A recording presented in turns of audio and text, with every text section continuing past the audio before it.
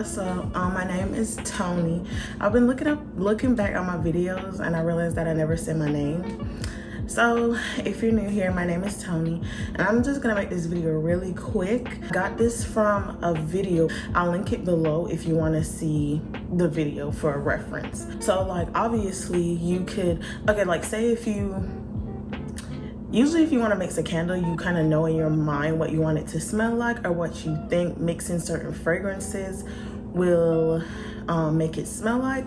But when you do that, you waste a whole bunch of fragrance oil. Like say if I wanted to make like a 10-ounce candle mix, and I'd go half and half of each fragrance oil on that candle, and then when it's done, it doesn't even smell good. You wasted all of that fragrance oil.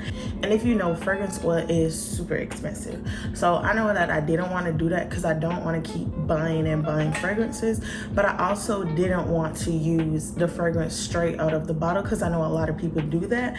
I wanted to like get them and put my own twist on it.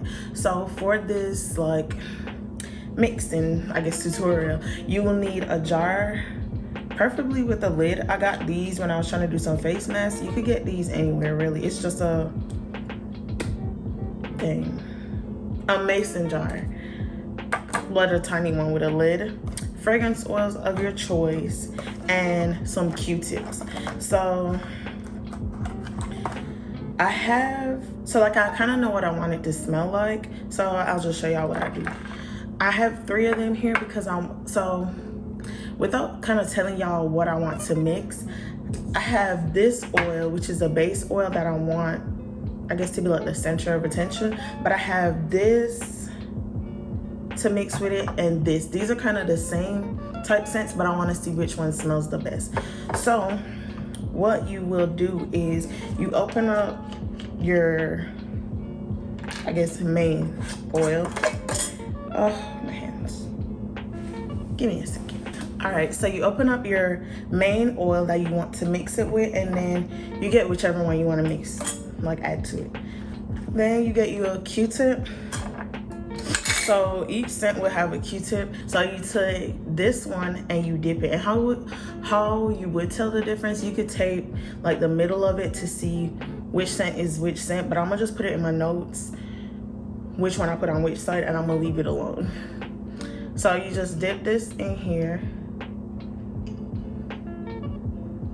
And then for this one, I'm gonna do one part of the main to one part of the one I want to like make it with. I'm gonna put this over here. And then you literally just seal this jar. See?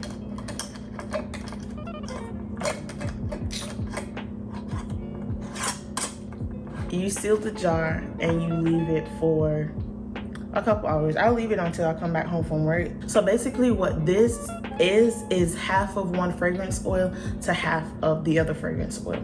So if this turns out what you want it to smell like, say if you use 20 grams of fragrance oil for one candle, this is just throwing it out there. You use 10 of this and 10 of this to make this scent. But just so that I have different options, I'm gonna put this over here.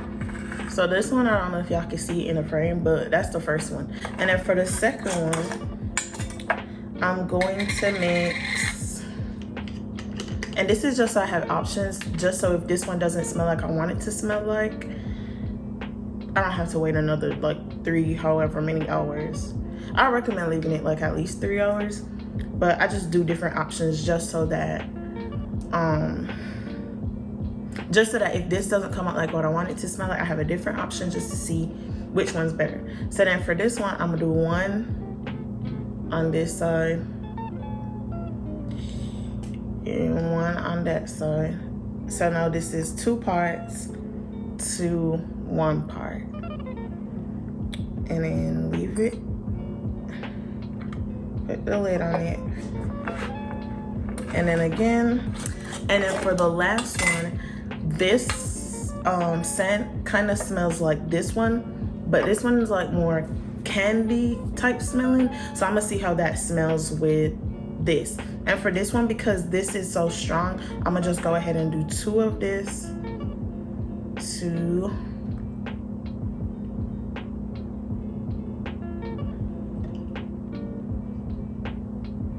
I'm gonna do 2 of this.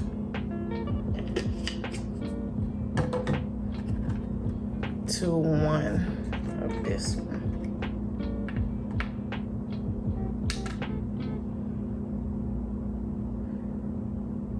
All right, y'all, so after I do all of them, I'm gonna just leave them here on this table.